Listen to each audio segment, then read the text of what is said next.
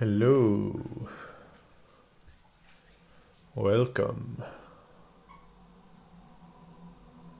I'm just going to wait a minute so that I can confirm I can see myself down here.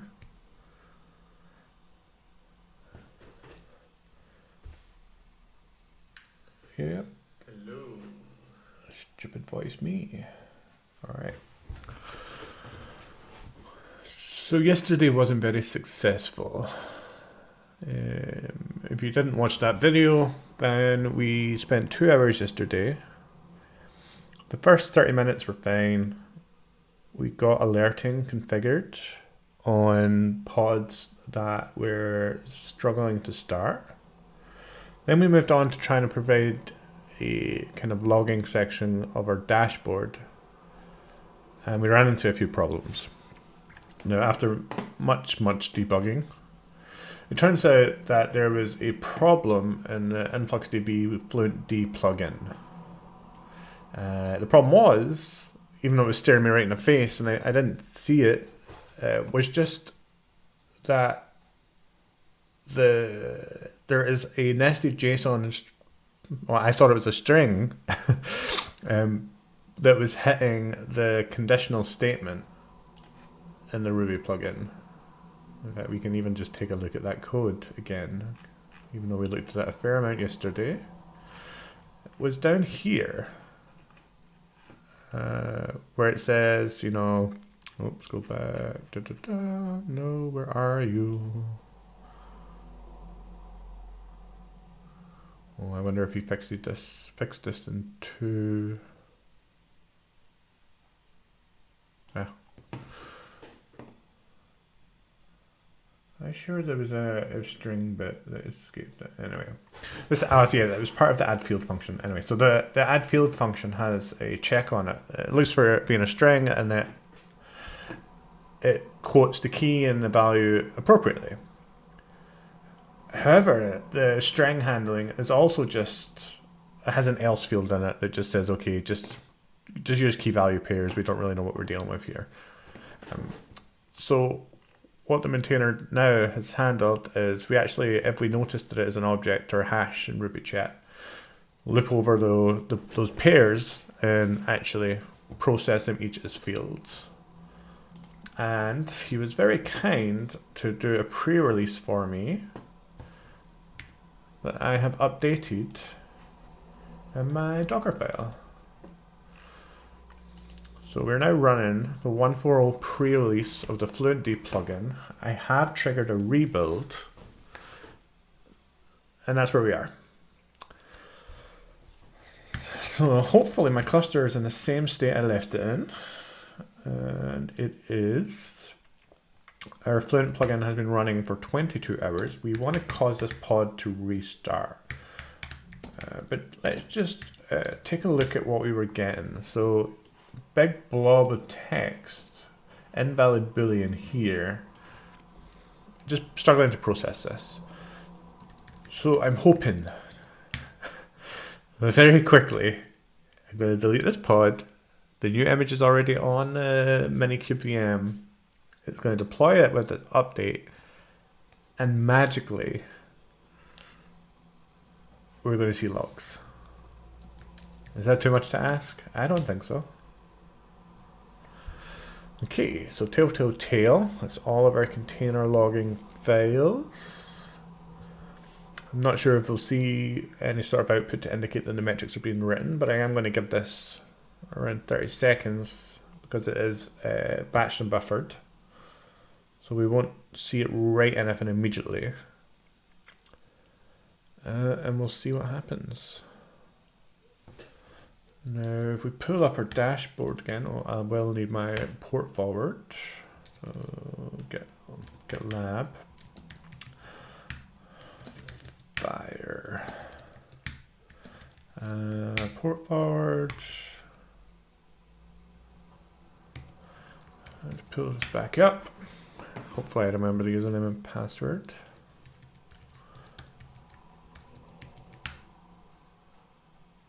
Oh no, wait. This is configured by the cluster. You go away for one day and you forget how to computer. Get secrets, admin password. We do need to base decode this. I'm sure everyone is so fed up of watching me do this. I should just save it somewhere, shouldn't I? Okay, so password. So we go to our Fire dashboard. We can see our broken pods. Nice. Good. We want logs. We definitely want logs. So I'm going to come in here. Our logs, oh nice. Our logs are being written to the Telegraf bucket because stupidly that's how I decided to configure it. And we have a measurement for each of our containers. So let's try and understand this data a little bit more. I don't want to filter on measurement. I'm actually going to pull them all out and see if there's something else I can filter on. We only need the last 5 minutes. View the raw data. Nice. And right, so we do have container name here.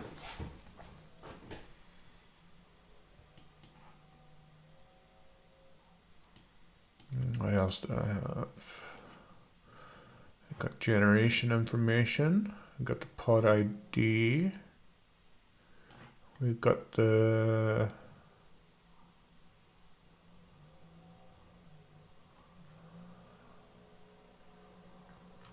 log itself. No, I think that was just confusing me there. I think this is just the FluentD log lines from when it prints out its own config at the start. So let's just skip over that. And we have the host. So this is rather unuseful right now. What we need to do is pivot this data. So by default, when you query measurements with Flux, you get back data in a columnar fashion, which means that we get a table stream for each series key. And if we want to view that on a row-based fashion, we need to decide how we group those columns together to form a row and then use the pivot function. And I think that is step 1, because right now, this is gobbledygook. I don't understand what this is.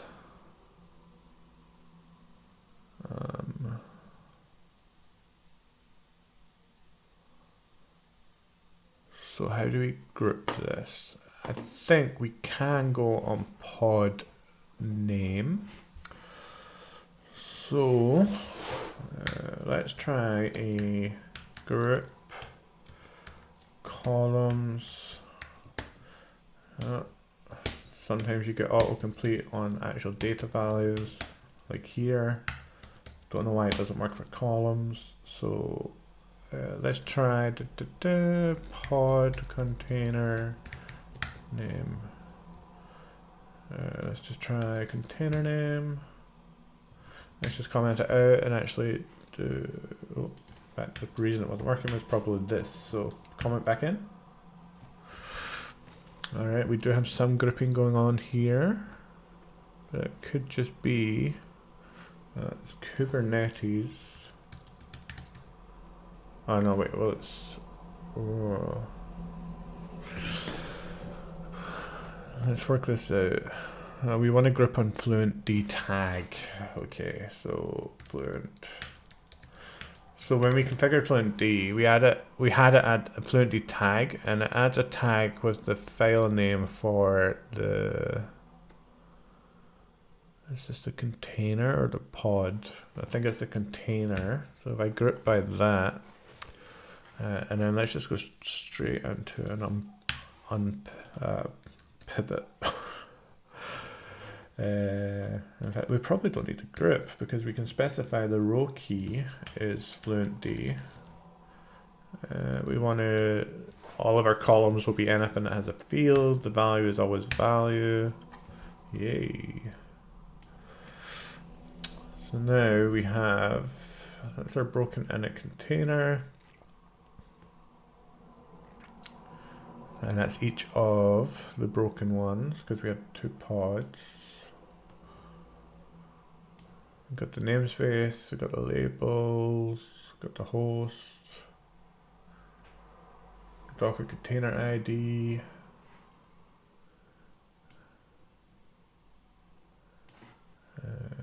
We've got pod ID. Now I think pod ID is a slightly nicer thing to group, potentially. I don't know, you probably want to view your logs from each container. Would you want the logs from each container in a pod grouped together? Potentially. I think there's definitely a use case for that, but I don't think I understand it well enough just yet.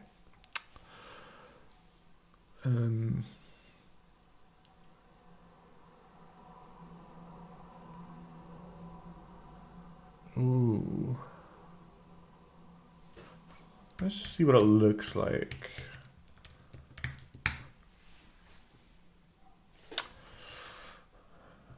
All right, cancel that. Now, the reason that is because it's a field and not a tag. So when it's a field, I would have to, yeah, that won't work. We can only pivot based on a tag key. So, okay, we're kind of forced here to use this one we have in Fluent. If we did want to group all of the containers to view the logs on a pod level, I would have to change the FluentD config, I believe, just to expose a few extra things as a tag. I think the pod ID would definitely be one of those I'd want.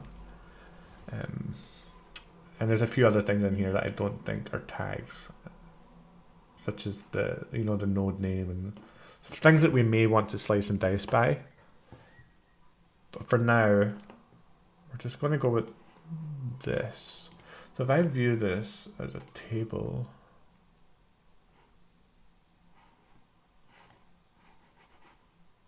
oh, I'm on raw data. Go.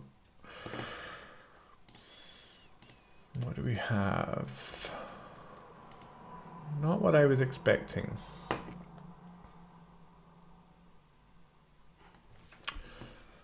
Okay, so if I look at the raw data again, where's my log line?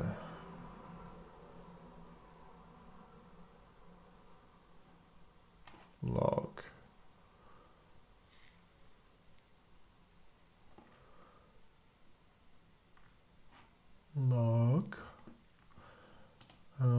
If I just kind of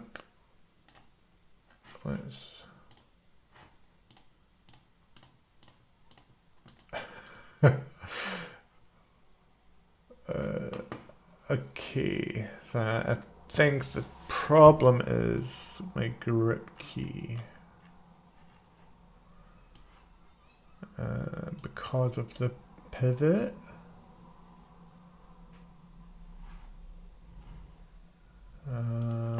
Okay, let's try and get our grip key correct first. And I think we're going to use FluentD. What we should see here is many entries in a table, which is each of the log lines.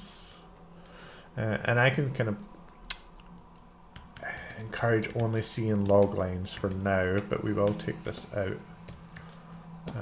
And what we want to say is where a field equals log, I think it was. Yep, so now we've got the log lines. For this is just one container. Because the group key is on FluentD, which is a container tag. And I should have multiple tables, yep, for each container. So that is better.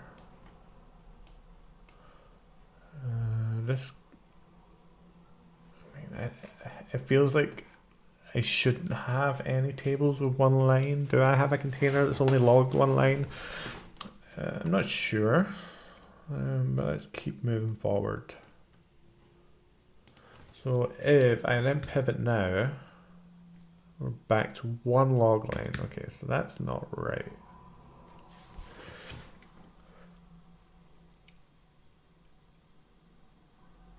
What am I not doing correctly here? Okay, so the pivot, working on FluentD, I think I need to add the time. So if we throw in this, I don't think these are needed right now. Yeah, that's better. Because obviously if the timestamp is different, we have a different role. So what we have, something, yeah, this is much better. And I don't think I need the group, but let's confirm, yeah. Okay, perfect. So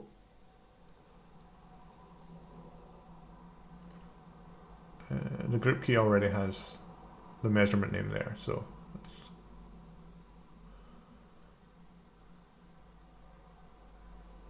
yeah, we're good. I think that cleans up our series key. If we do that, it'll remove measurement per chance. Yep, so we just got FluentD. This is just a pod indicator. We can view the logs for each pod. Obviously, we're getting a little bit too much information at the moment. So let's try and work out what we actually want. And we can use keep to do that. I think it's just columns, but we'll just do this, delete main. Yep, that is columns.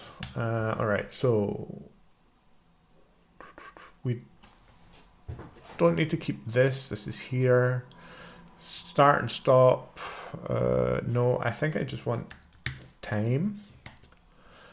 Do I need to know the container ID? Might be handy. Do I want to know the container name? I believe so.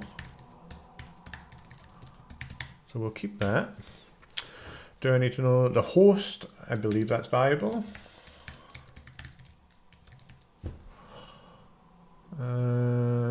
Do I need labels? No, at least not right now.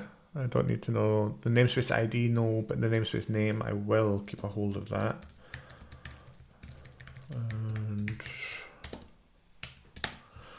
And we have pod ID.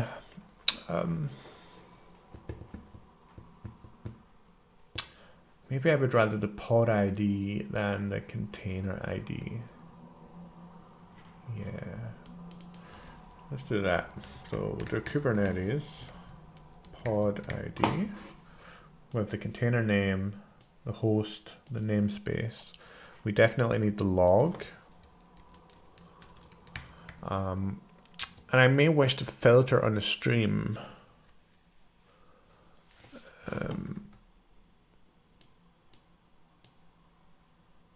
Looks like maybe everything is just standard out, so maybe not. Okay, we'll come back to that. So if I hit go on this, so I don't think it's maybe like me not keeping that in. Yeah. We can hide that on the table level though, so not too big a deal. So we can just come over here and just say don't show. Let's sort by the time. I'm still disappointed I can't pick the order, but where it's ascending or descending. But that's a feature request that's been made. And we have the ability to view the logs. So let's save this to Fire. We'll call this container logs. And we'll come back over here and let's put it in a rather unhelpful position, but it's okay, we'll move it. We'll stick that here. Oh. And let's just get that a bit bigger. Oh, that's annoying.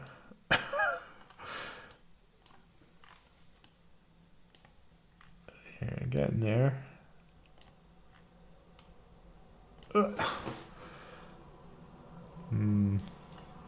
I think there needs to be like a little, maybe it's just my browser. Yeah, there we go.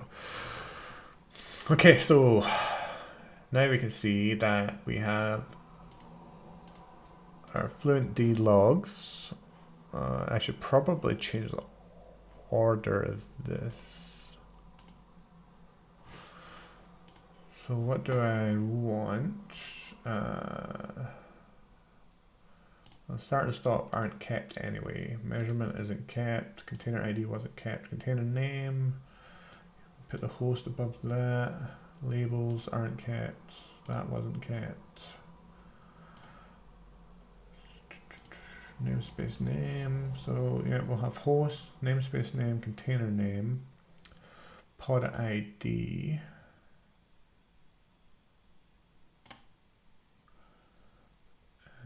Pod name, don't think I'm doing anything with that, and then we want a log. Field value, don't want stream, and let's get the time at the start. I want this to feel like actual, I'm actually viewing log data. So, go. Okay, I like it.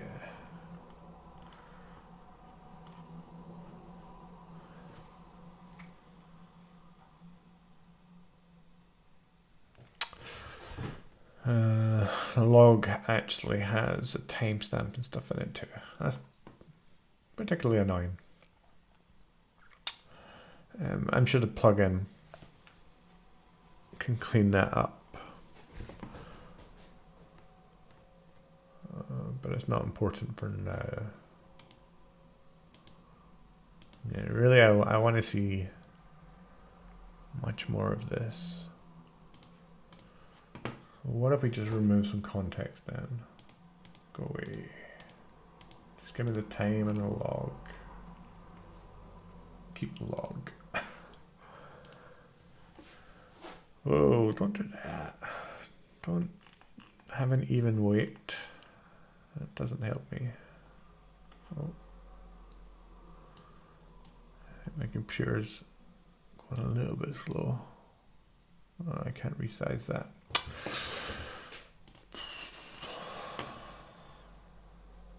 I mean, obviously the log is useless to me without the time, but the time is, well, it's only on some. Yeah, okay, there's a little bit of work to be done here for sure. The API server just has one.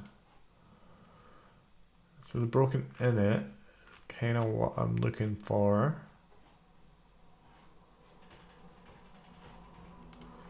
Yep, that's good.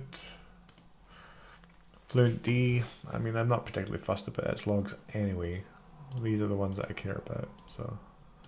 I kind of have what I need for now. I think it can be better. It could and can be better. So I'll need to get my TypeScript hands dirty and try and provide the features we need to make logging a bit better. So what I will say is the table viewer isn't for viewing and consuming log data. Right? This is what I have to do right now. The team is working on supporting an actual log viewer, similar to what we had in Chronograph 1. Log viewer. It just hasn't really been repurposed for 2.x yet. So if you're not familiar with what we had in 1.x, I don't think I can make that bigger.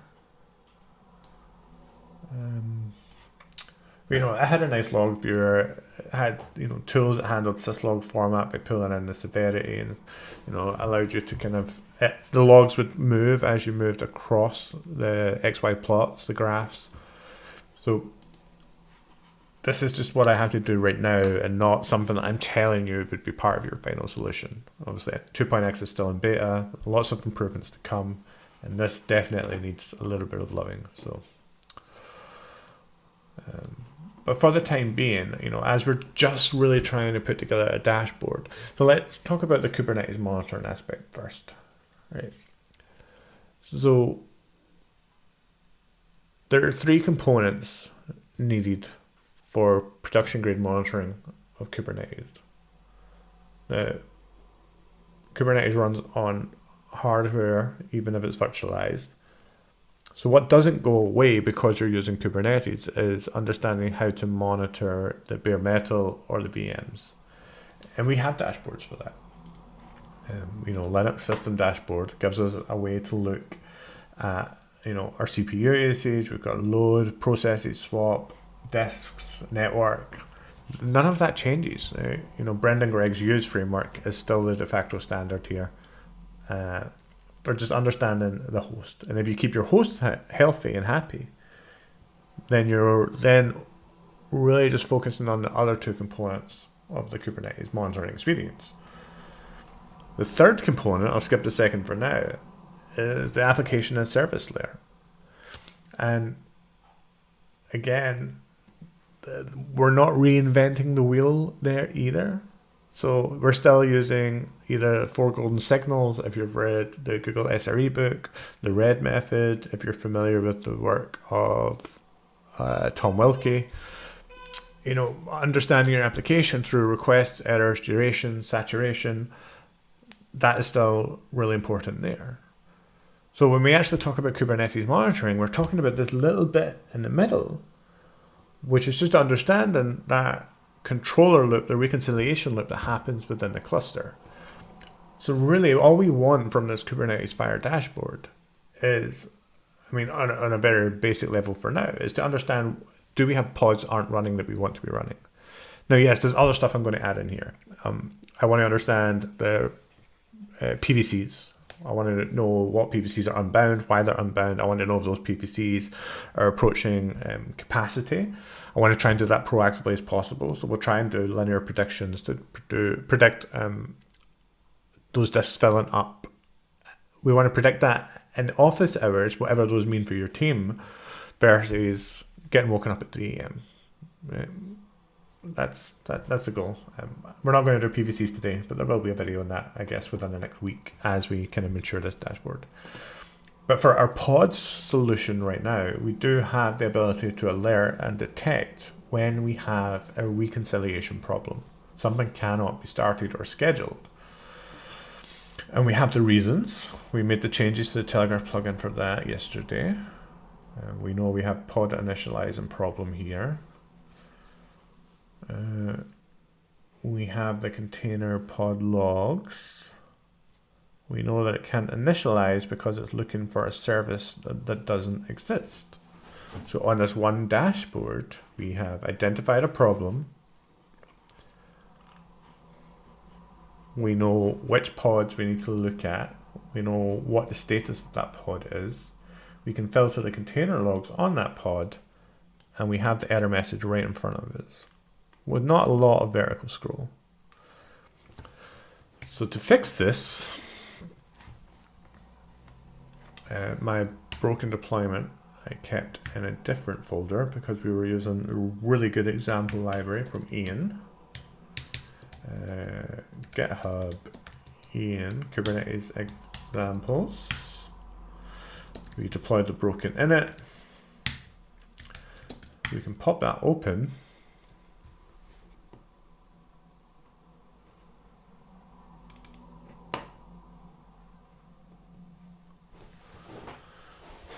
And we know, obviously this is a very contrived example. We know this service doesn't exist. We know that it's in the init container. So this is an easy fix. I'm not going to replace this. I mean, if we wanted to fix this, I could fix the host name. Google.com. Maybe that's what I meant. Or maybe not, but.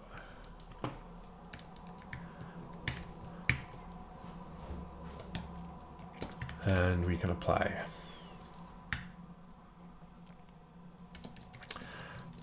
So we run a watcher.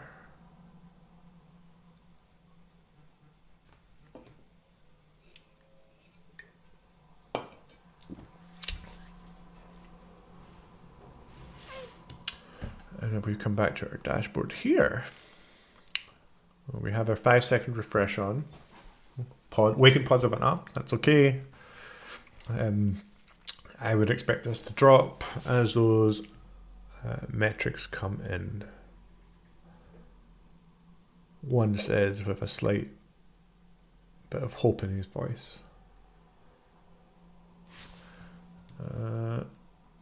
So I think that's just because we're waiting on those old ones terminating now.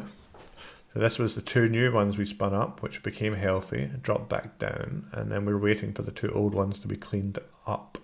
The old replica set to be removed. Terminating. Ta-da! I'm happy. Okay, so as a dashboard for debugging, I think we're making good progress.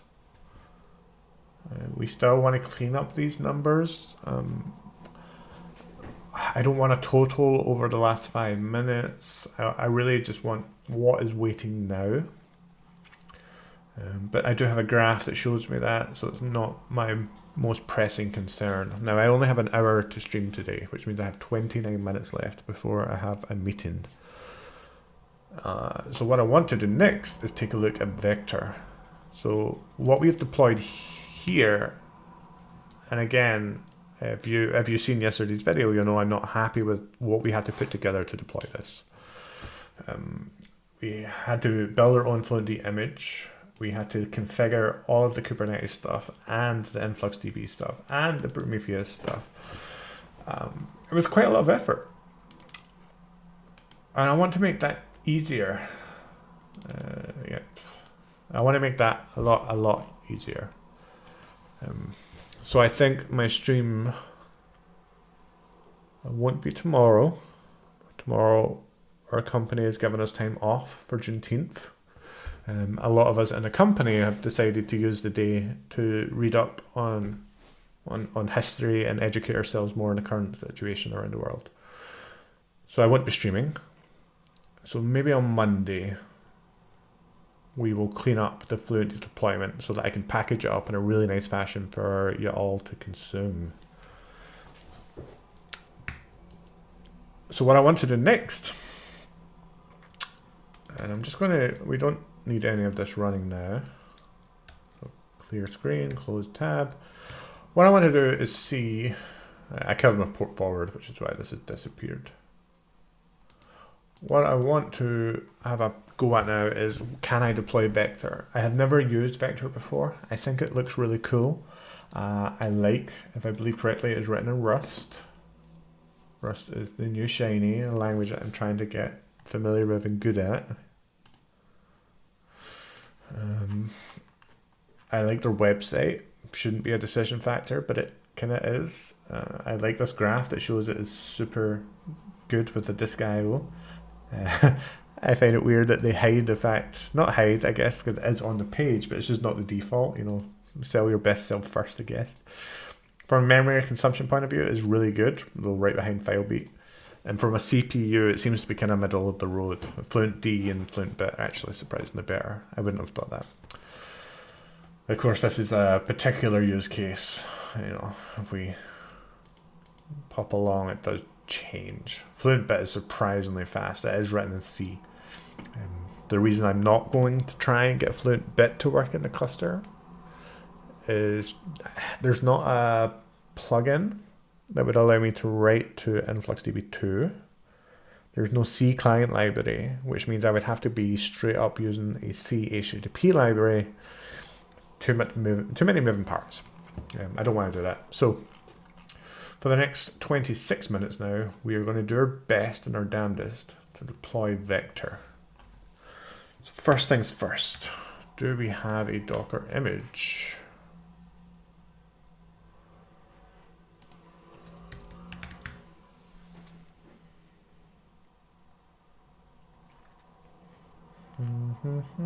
Maybe I should search Timber Vector. So if I do I mean, that's a long shot, isn't it?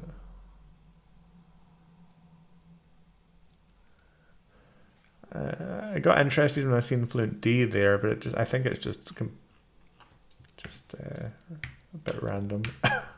Timber.io. Yeah, there you go. Second time lucky.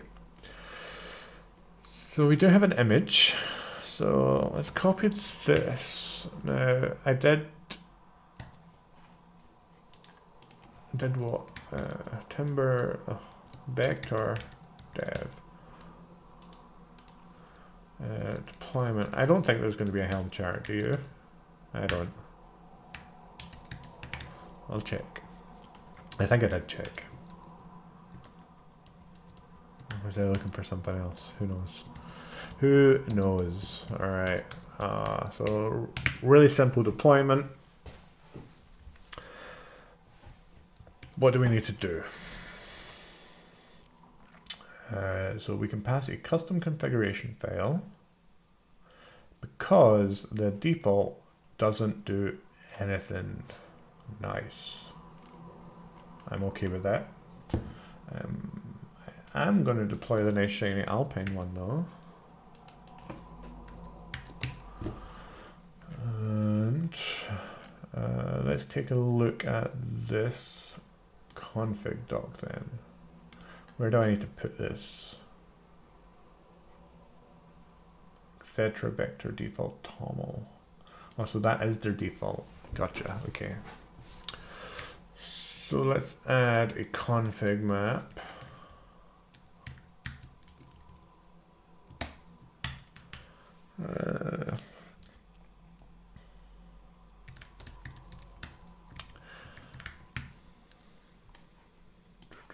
V1 config. Oh, now you're offering me a config map.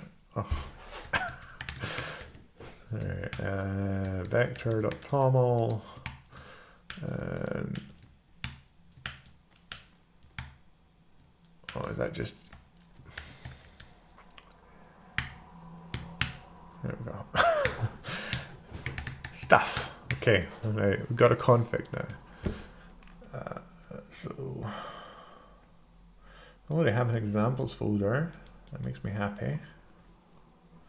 The less I have to do, the happier I am. I was hoping there would be a Kubernetes example. So let's click on.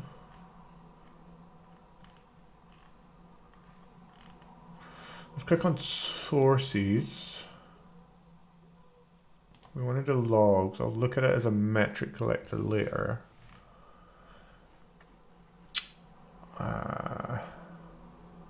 Docker.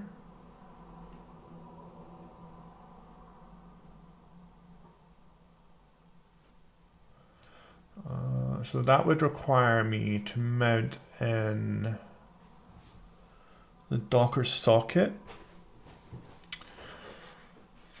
from and the deployment. We probably want to run that as a daemon set, not a deployment. Mount in the Docker socket, but it wouldn't be ubiquitous. A lot of people don't use Docker runtime by default anymore. So let's not do that. Would have been nice if there was a Kubernetes option, but I guess they just want us to use the file for that. So we could just point it at the directory. Let's try that. So drop this. Don't need useless comments. Type file. I'm going to call this Kubernetes. File collector. Optional, no default. Ignore older. Let's just collect everything. Where do those live? Var log containers. Hopefully that persists in offset. And let's just remove that. Let's confirm what those logs are first. So minikube SSH. Yep. Var lib containers. Nope. Var log containers. Yep, star.log. Let's just tail kube controller manager.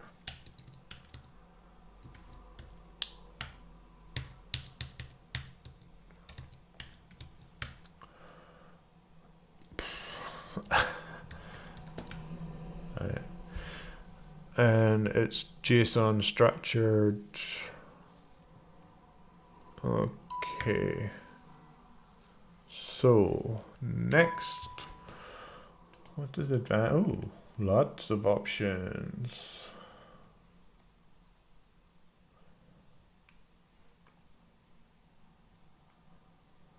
Okay, hard pass for now, but definitely interesting. Okay, let's keep moving. So now that we have, assuming that, can I just output syncs, log syncs? I might just do console for now. I just want to get this working, make sure it, so I can get a feedback loop going. I want to get this running as quickly as possible, consuming output to a console. I'll just tail the logs and vector. I'll run it as a deployment on one node for now, and we'll see what's happening, because I think I'm going to have to play with these transformation functions to do something with the JSON, I'm assuming. So sync console, inputs,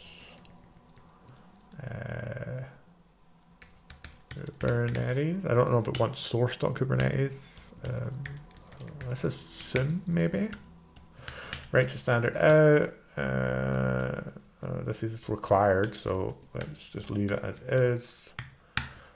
And then we want to mount this into our deployment.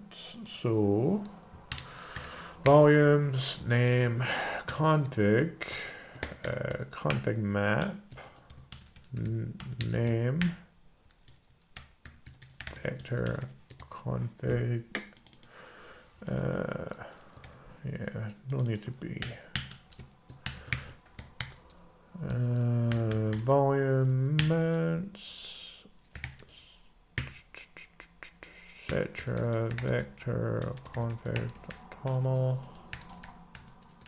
Maybe. Vector.toml. I don't think that's right. Name config and 1. Cool. Let's just go for it. Deploy config map. Deploy the deployment. See what happens. So right now it's going to be pulling down the image. And I have 17 minutes before my meeting. Drats! What'd I get wrong? I mean, should we use my dashboard?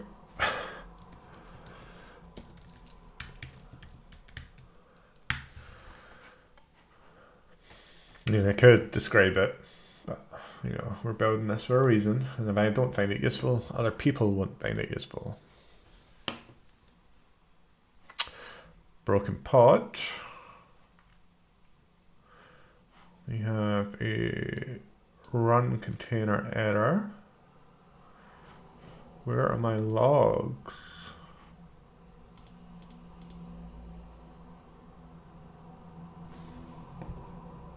Oh, there won't be any logs. Ah, so there we go. I know there's a run container error, but I'm not getting the message. Do I have to, did I add that field to Telegraf? So let's remove the keep and see. So I've got, we want to remove that field. And terminated reason. Restart state code, state reason we have All right, I think we can make another change to Telegraf layer because we're obviously missing some context that I want.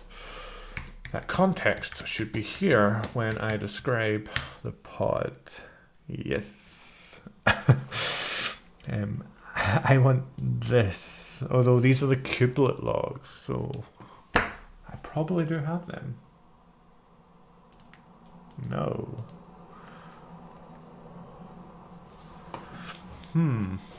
Alright, there's something we need to work on. Okay, but my mount is wrong. Let's fix that first. So the problem is my config map, although it only has one key, we should specify the subpath. I only want to mount vector.toml. That should hopefully fix it. Container creating, and we still got an error.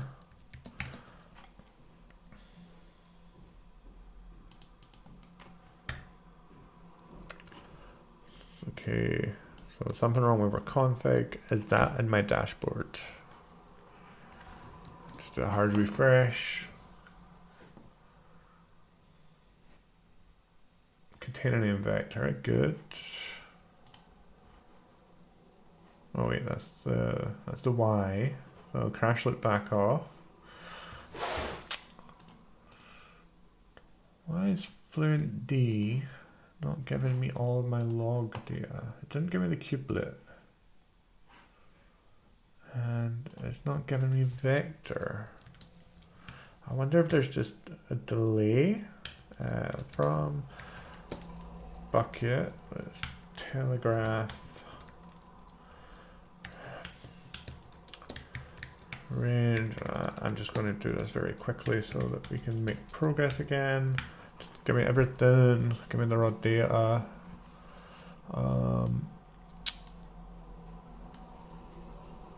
So let's filter on containers Kubernetes name. Filter function takes a row r dot field Kubernetes container name. Whoa, whoa, whoa, whoa.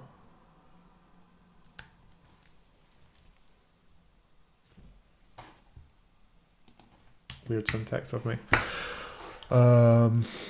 Okay, so container name is fluent. etcd vector. So was I just too impatient? Yeah. I wonder if we can tweak the buffer on that. Okay, so we can see here that we got unknown variant, codec, expected text, or JSON. I'm sure I copied this from their docs.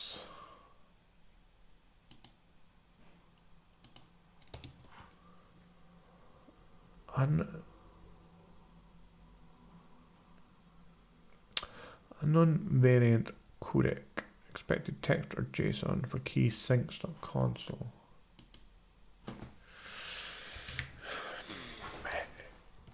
It is JSON.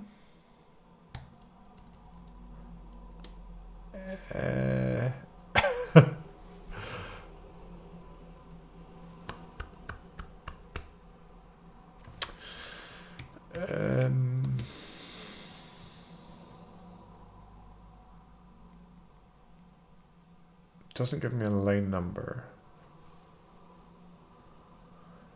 but it does know I have a console output, so it's definitely getting my config file. Let's have a look here. Sorry, syncs console. I mean, this is where I copied it from.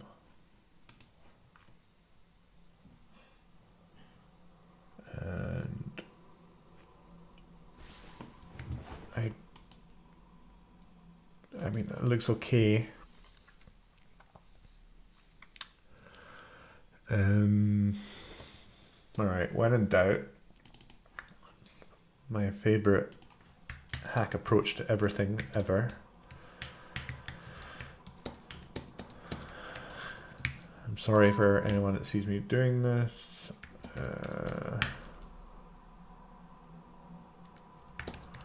But I want inside of this container.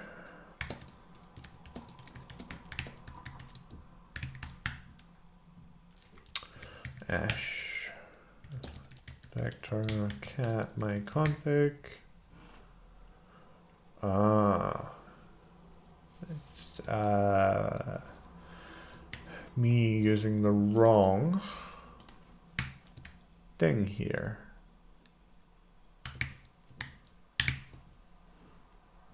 Yeah, the dash will strip the trailing. Right, okay. Remove the sleep. Remove the sleep. Not going to delete it. Something tells me I might need it. And run pods. 2 seconds. Crash loop. Use my dashboard. Although then I need to wait for the buffer. Maybe I should. 12, 17, 12. Yeah, it's a couple of minutes behind. I'm not going to wait a couple of minutes because I don't have them. So vector, the new one is 5.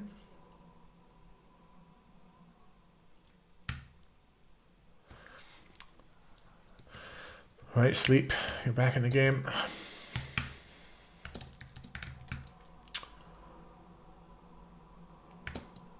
Oh. Oh wait, that'll be my sleep, right? Am I juggling too many pods? I mean, that's just the same one. I haven't deployed a config map. Oh, come on, YouTube, you should have told me. Alright, comment that.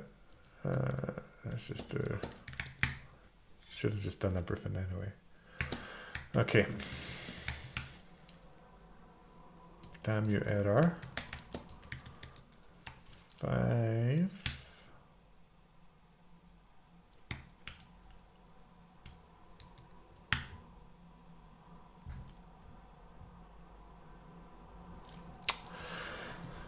All right, tagging back into sleep. We are going to get this working in the next 5 minutes, I assure you. I am going to just delete.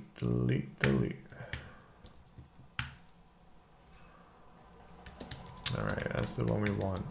74G ash. We're going to take a look at the file. Looks better. Vector.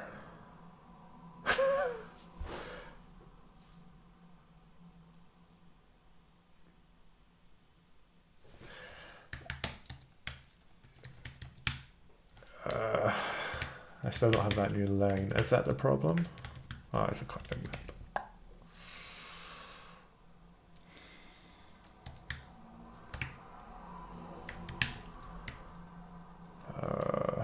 You know what? Let's. Thanks. And sometimes I guess you can copy weird quotes. That's been a thing before. Let's reapply both. Get pods. Delete pod. I mean, that config map will reload, but let's just get pods.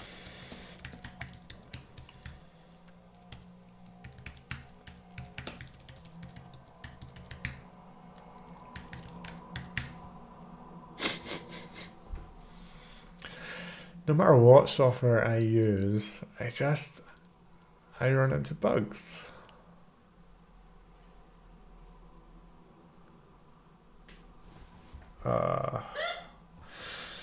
Take a screenshot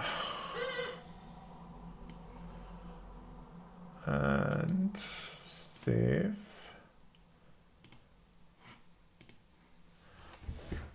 Disappointing.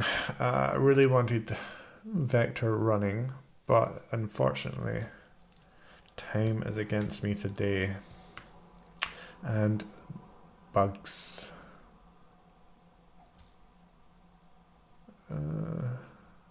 Dreads. I mean, I could just attach the InfluxDB output, but I'd need to do it in like 3.5 minutes. No, okay. We're stopping for today. Okay, we did get FluentD working. We do have a dashboard that allows me to do decent retroactive debugging for problems. In combination with the alerting, we will, make this all a lot nicer over the next week. But we're making progress. I will speak to the team. We'll work out what the timelines are for a nice log viewer, which would be very exciting for me. I might see if there's any short-term improvements I can make to the table viewer for logs.